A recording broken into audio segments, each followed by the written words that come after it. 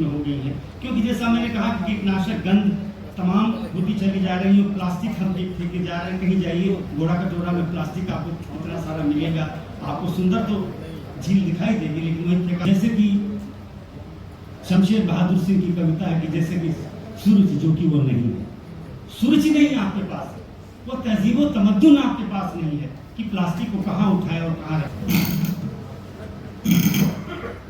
गाय के गोबर से अंगना लिपायो रघुनंदन हरि, गाय के गोबर से अंगना लिपायो रघुनंदन हरि, गजमोती चौका रायो सुनहो रघुनंदन हरि, गजमोती चौका रायो सुनहो रघुनंदन हरि, जाहि चौके बैठले दशरथ के बेटा रघुनंदन हरि, जाहि। अब देखिए कि नदियों की आवाज में कलकल ध्वनि नहीं आती। ये बताइए कि ध्वनियां क्यों बाधित हो रही है। ध्वनि केवल फिजिक्स का सब्जेक्ट नहीं, ध्वनि विज्ञान वो हमारे जीवन के बीच का आशय, वो समझदारी का तर्क। लेकिन नदियों से भी जो कलकल ध्वनियां आती थी वो बाधित हो गई, उसकी सहज ध्वनि नष्ट हो गई। हम लोग लगातार उसको नष्ट कर रहे हैं। उपनिषद में है सर्वम खलविदम ब्रह्म, ईशोपनिषद में कहा गया। भवभूति ने कहा वनम मौनम शशि निशोभिता, मतलब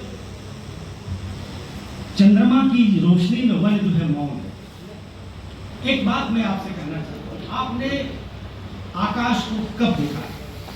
कितने दिन हुए आपको आकाश को देखे? आपने चंद्रमा को कितने दिन हुए देखे? आप तारों को कितने दिन पहले आपने देखा था? क्या इस बीच आपने कभी बहुत मन से चंद्रमा को निहारा?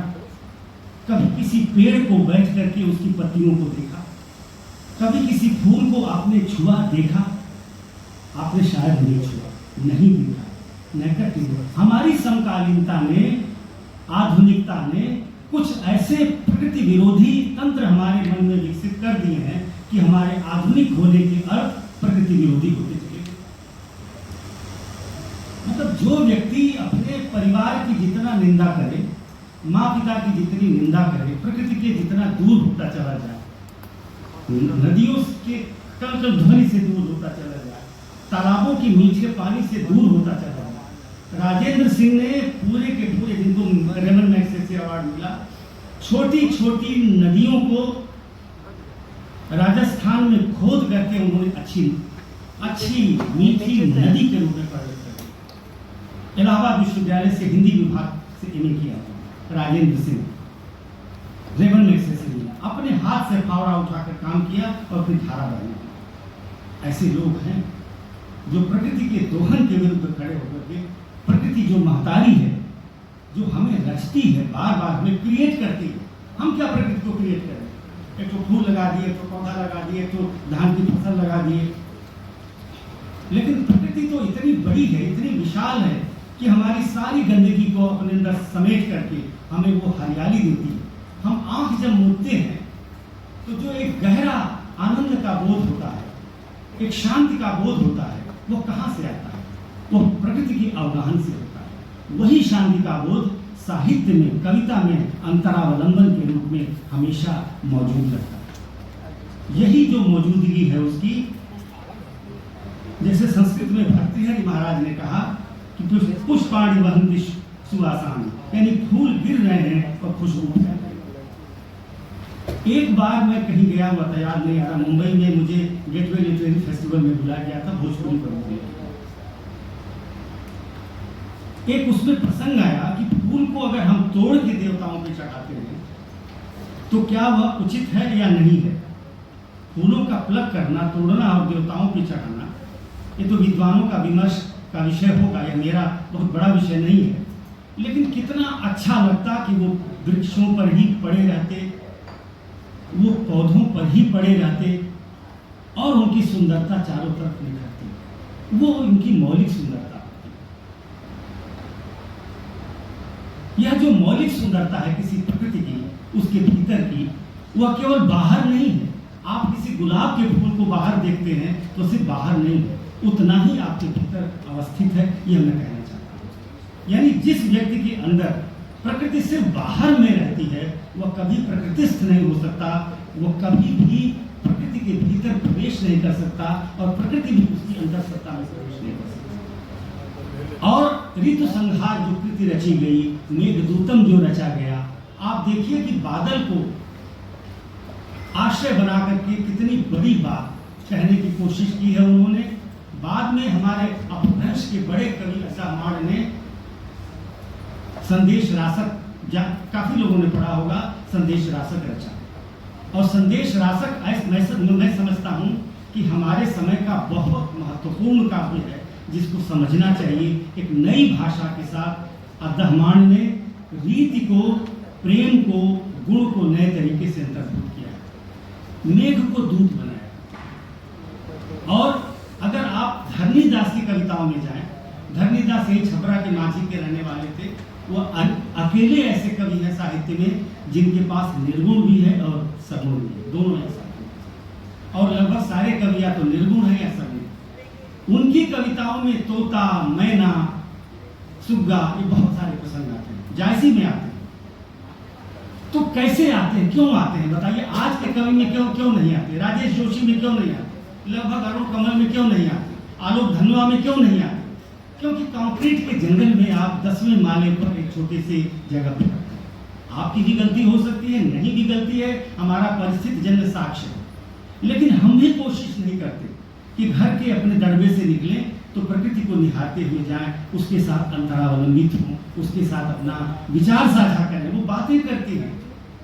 सुंदरलाल बहुगुणा ने जब पेड़ कटने शुरू हुए उत्तराखंड में, तो जैसे पेड़ को अखबार जैसे पकड़ लिया, कहा कि नहीं, पेड़ नहीं कर सकते, मेरे सिर पे, मेरे पेट पे, मेरे पीठ पे कुल्हाड़ी मारो तब पेड़ कटेंगे, क्योंकि पेड़ मेरे सगे भाई है।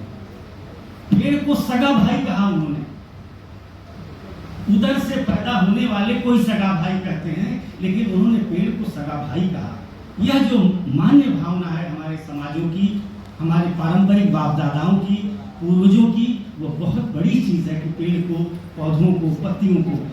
जगदीश चंद्र बसु की माँ कहती थी कि बेटा रात में पत्तियों को मत तोड़ा करो। इतने बड़े वैज्ञानिक थे, उन्होंने कहा कि ऐसा क्यों मेरी माँ कहती?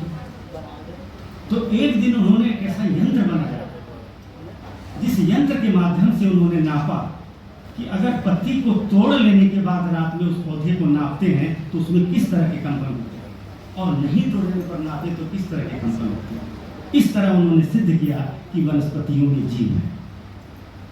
वनस्पति में जीव ही नहीं है मित्रों, उसमें संवेदनशीलता है, उसमें कविता है, उसमें सौंदर्य है, उसमें दृष्टि है, उसमें विभाव है, उसमें भाव है। इसका प्रमाण विद्यापति की कविताओं में आपको उपलब्ध होगा।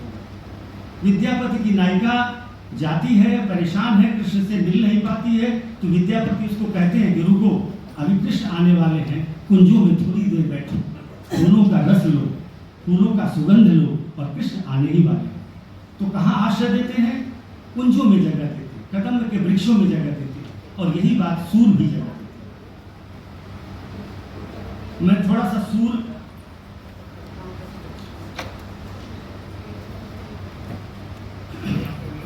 कुछ मैंने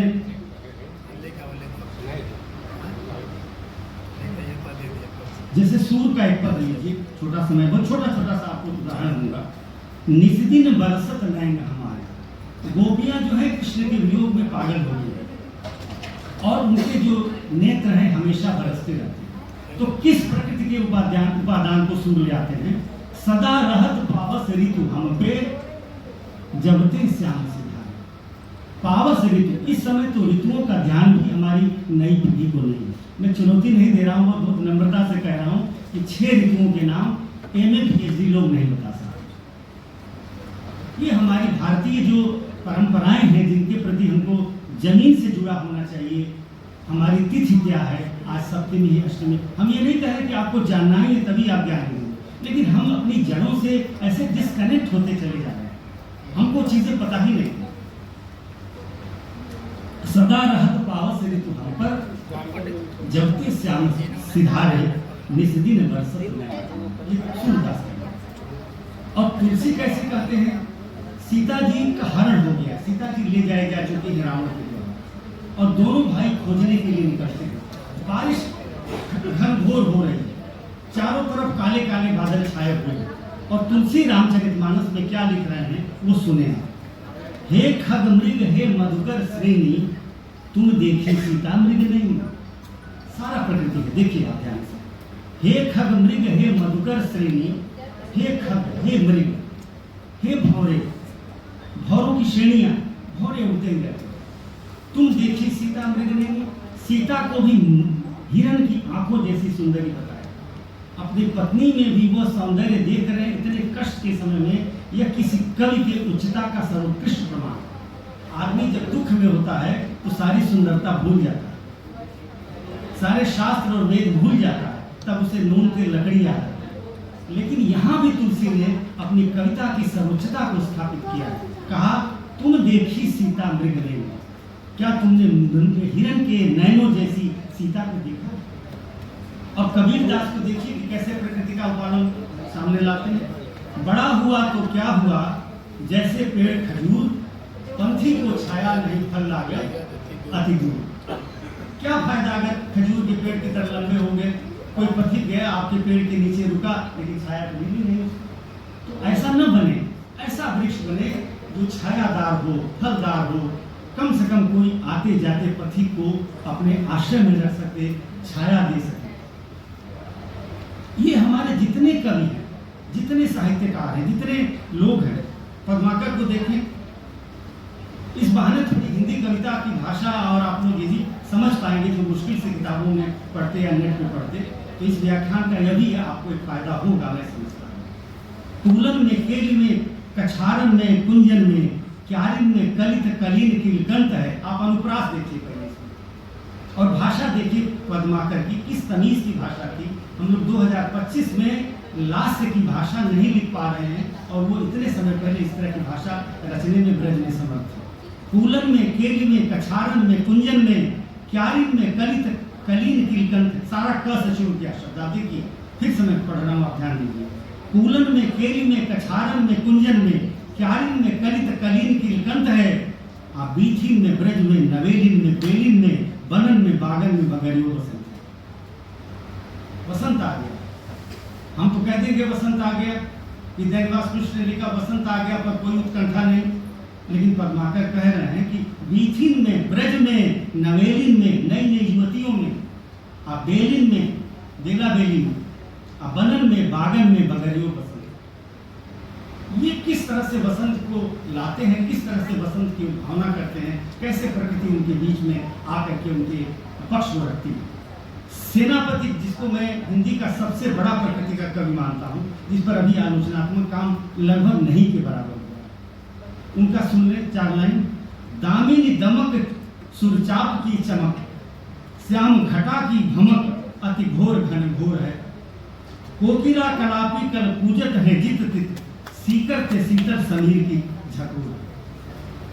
और जो एक बहुत बड़े कवि मतिराम हुए, सब शायद पहली बार कुछ लोग ये नाम सुन रहे होंगे, मतिराम।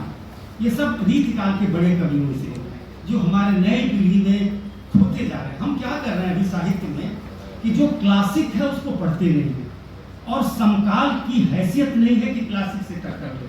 समकाल को क्लासिक होने में समय लगेगा, 100 साल 200 साल जितना लगे। धूमिल को, अज्ञेय को, मुक्तिबोध को, विजय देवनारायण शाही को क्लासिक बनने में अभी समय लगेगा। और हमारी जो नई पीढ़ी है साहित्य की या अन्य विषयों की, वो क्लासिक लिटरेचर से बिल्कुल दूर चली गई, पढ़ने के शैली से दूर चली गई। और इतनी उत्कृष्ट साहित्य हमारे साहित्य में मौजूद है, हमारा इतना महत्वपूर्ण पुस्तकालय है। आप लोग अंदर जाएं, ये सारा साहित्य आपको प्राप्त होगा, सारा रीतिकाल, भक्तिकाल सब प्राप्त होगा। आप पढ़ के देखिए, आप झूम जाएंगे कि हमने इतना खजाना पाया अपने हिंदी लिटरेचर में, अपने ब्रज में, अपनी भोजपुरी में। तो फूलत कली गुलाब की सखी रूप लखैन, मनो बुलावती मधुप को दे चुटकी की सैन। वो कह रहे हैं कि गुलाब की कली खिली हुई है, सखी अपने प्रियतम को चुटकी देकर के आश्रय के माध्यम से बुलाती है कि देखो, मधुकर यानी कि भंवरे को बुलाती है कि देखो कैसे कली खिली। कितनी खूबसूरत बात कहने की कोशिश की गई है। और कहने का अर्थ ये हुआ कि जो आप जितने पर्व मनाते हैं, जैसे अभी आपने तीज मनाया, हरियाली तीज मनाई आपने, हरितालिका तीज, वो सारा का सारा प्रकृति का पर्व है। यही तीज जो है राजस्थान में अलग ढंग से मनाई जाती है, पश्चिमी यूपी में अलग ढंग से मनाई जाती है, और यही जब छठ हमारे आने वाला पर्व है, आप देखिएगा इसमें सारी सफाई, सारा स्वच्छता का जो हम लोग अभी हमारा तो पूरा वर्ष ही स्वच्छता है। इस पर तो अगर आदमी बोलना शुरू करे तो पूरा का पूरा घंटा लगेगा कि जो हमारा कोई ऐसा पर्व नहीं है जो केवल स्वच्छता पर आधारित न हो। दिवाली का मतलब ही है स्वच्छ होना, दशहरे का मतलब है स्वच्छ होना, छठ का मतलब है स्वच्छ होना, और यह स्वच्छता की अवधारणा कविता में बहुत गहराई से प्रविष्ट हुई है। क्योंकि हमारे यहाँ कबीर कहते हैं कि जिसका अंतश्चित्त शुद्ध नहीं हुआ, कोई अर्थ नहीं है कि वो आदमी शुद्ध माना जाए। शुद्धता का क्या मतलब है? नहाना धोना तो शुद्धता बाहरी है, आप नहा लेंगे और फिर गंदगी आपके पास है। तो कबीर कहते हैं कि भीतर की शुद्धता को मान लो, उस स्वच्छता के पखवाड़े को मनाओ जो वार्षिक हो, जीवन भर का हो। ओशो कहते हैं कि ऐसा मनुष्य को अंतश्चित्त शोधित होना चाहिए जो केवल क्षण भर के लिए सुख नहीं दे, वह जीवन भर का सुख दे, और वह सुख आपके भीतर प्रकृति के रस से कुछ भी अच्छा नहीं है। इसीलिए हमने प्रकृति को जितना काटा, पहाड़ों को जितना काटा, जितनी नदियों का दोहन किया, दूषण किया, ये सब हमको आज परेशान कर रहे हैं। जिसे कहा ना शेक्सपियर ने कि हमने समय को नष्ट किया तो समय आज हमें नष्ट कर रहा है। वैसे ही प्रकृति को जितना हमने नष्ट किया, प्रकृति लगातार हमको नष्ट किए चली जाएगी, क्योंकि ये उसका पारंपरिक स्वरूप है कि वो ऐसा करती जाएगी। लेकिन जैसे मैंने कहा कि हमारे जो लोकगीत हैं, लोकगीतों में जैसे जो कोई नदी सूखती है तो हम लोग क्या समझते हैं कि भौगोलिक सूखना है, बस यही चूक हम कर जाते हैं। किसी नदी का, छोटी सी नदी हमारे गांव में बह रही, तमाम नदियां सूख के नष्ट हो गई, हमने उसका पुनरुद्धार नहीं किया। अब वो समझ लें कि इस मंच के माध्यम से पूरा विस्तार है। लेकिन गांव आप सर्वे करिए, गांव में जितने तालाब नष्ट हुए, गांव में पहले तालाब होते थे, तालाब में हम लोग जाते थे, नहाते थे, धोते थे, अब तालाब गंदगी के साधन हो गए, उसमें पानी भी लगभग नहीं दे। कोई कॉन्शसनेस ही नहीं है, कोई सचेतन बात ही नहीं है कि हम तालाब में जाएं और जा करके सफाई देखें या उसमें पानी भरने की प्रक्रिया नहीं है। तो हमने तालाब खत्म किए, गढ़ी खत्म किए, जो पतली मतलब नदियां थी गांव की वो खत्म हो गई, उनको पुनरुद्धारित करने की। मैं वाल्मीकि नगर गया था देखने, जो भारत और नेपाल के बॉर्डर पर नारायणी वगैरह वो नदियां आप जाके देखिए, उनकी दशा तक खराब हो गई। बहुत पतला सा पानी आता है, उस पानी की धार भी बहुत कम है। आप जाके देखिए कि किस तरह से हमारी जो नदियां सांस नहीं लेने के लायक है, और लगातार हम उनका दोहन करते चले जा रहे हैं। तो मित्रों, हम जब यह सोचते हैं कि एक नदी का सूखना भौगोलिक संकट है, तो चूक है वह जीवन का संकट, वो जीवन पे संकट है, हमारे पूरे सिस्टम पे संकट है, हमारे पूरे भविष्य पे संकट है, हमारे पूरे वर्तमान पे संकट है। और ये जो ऋतु हम देख रहे हैं ना, हेमंत आ गई, शरद आ गई, ग्रीष्म आ गई, अगर ये संकट और ग्लोबल वार्मिंग बढ़ती गई तो ये ऋतुएं आपको दिखाई नहीं देंगी। कैसे दिखाई देंगी? ऋतुओं का मापदंड बदल जाएगा, तरीके बदल जाएंगे। जैसे मैंने अभी कहा आपको 2-4 वाक्य पहले कि गर्मी तक में, दिसंबर तक में पूरी गर्मी पड़ती है, ठंडक फील ही नहीं होता आपको। आप कहते हैं कि भाई ठंडक ही नहीं फील हो रहा, बारिश ही नहीं हो रही, बिहार में, यूपी में बारिश नहीं हो रही, राजस्थान में बारिश ही बारिश हुई चली जा रही, गुजरात में बारिश ही, मतलब आपके हाथ में कोई प्रकृति का उपादान रह ही नहीं गया। तो ये जो आपका हाथ से निकल जाना है प्रकृति का, उसके पीछे कहीं ना कहीं हम सब जिम्मेदार हैं। लेकिन मैं लोकगीतों पे थोड़ा सा आऊँगा, क्योंकि लोकगीत हमारे जो हैं वो बहुत ही महत्वपूर्ण है इस चीज़ में। और लोकगीतों में कैसे प्रकृति का आलंबन रहा है, और कैसे प्रकृति का सौंदर्य बोध और प्रतीकात्मकता बहुत गहरे से उभर के आई है, जिसमें बाग है, झरना है, वसंत है, शीतल पवन है, सजावट है, पृष्ठभूमि। अब जैसा मैंने कहा कि ये चीज़ें वस्तु के रूप में बदल गई है, स्वायत्त हो गई है, बदलाव के साधन के रूप में हो गई है। क्योंकि जैसा मैंने कहा कि कीटनाशक गंध तमाम होती चली जा रही है, प्लास्टिक हम फेंके जा रहे हैं। कहीं जाइए, घोड़ा कटोरा में प्लास्टिक आपको इतना सारा मिलेगा, आपको सुंदर तो झील दिखाई देगी, लेकिन वही फेंका हुआ प्राप्त होगा। एक जो सभ्यतागत संकट भी हमारे पास है। We are not civilised. सुसंस्कृत होना तो बहुत बड़ी बात है, हम लोग सुसभ्य भी नहीं है। पढ़ाई से क्या हुआ कि एमए पीएचडी आपने कर लिया, आपके पास सभ्यता नहीं है। तो इस व्याख्यान के माध्यम से मैं प्रकृति के संकट को सभ्यता का संकट भी मानता हूँ। और मूल रूप में एक सभ्यतागत संकट है, मनुष्य की सभ्यता पे संकट है, मनुष्य की भाषा पे संकट है, मनुष्य के सुरुचिपूर्ण रचाव पे संकट है। जैसे कि शमशेर बहादुर सिंह की कविता है कि जैसे कि सुरुचि जो कि वो नहीं है, सुरुचि नहीं आपके पास, वो तहजीब व तमद्दुन आपके पास नहीं है कि प्लास्टिक को कहाँ उठाया और कहाँ रखे, उठाया और फेंक दिया। कहीं घूमने जा रहे हैं, प्लास्टिक की बोतल से पिया, फेंक दिया, सड़क पे जा रहे हैं। तो आप यह एक जो टूटन क्षरण और आक्रोश ये सब है, वो सारी चीजें आपके पास हैं। लेकिन हमारे यहाँ गाय का गोबर जो था, एक समय सोचिए कितना सुंदर प्राकृतिक उपादान होता था, हम लोग लीपते थे, पोतते थे, हमारा सारा पर्यावरण शुद्ध रहता था। तो मैं तिलक में यह गीत गाया जाता है, अध्यक्ष महोदय की अनुमति तो मैं सस्वर पाठ थोड़ा करता हूँ। ये तिलक में गीत गाया जाता है, ये भोजपुरी में है, अब उम्मीद है आप सबको समझ में आएगा। गाय के गोबर से अंगना लिपायो रघुनंदन हरि, गाय के गोबर से अंगना लिपायो रघुनंदन हरि, गजमोती चौका रायो सुनहो रघुनंदन हरि, गजमोती चौका रायो सुनहो रघुनंदन हरि, जाहि चौके बैठल दशरथ के बेटा रघुनंदन हरि, जाहि चौके बैठे राजा दशरथ के बेटा रघुनंदन हरि, अमुतियन आजुरी भरायो सुनहो रघुनंदन हरि, मोतियन आजुरी भरायो सुनहो रघुनंदन हरि। इसमें शुरुआत जो लोकगीत से हो रही है,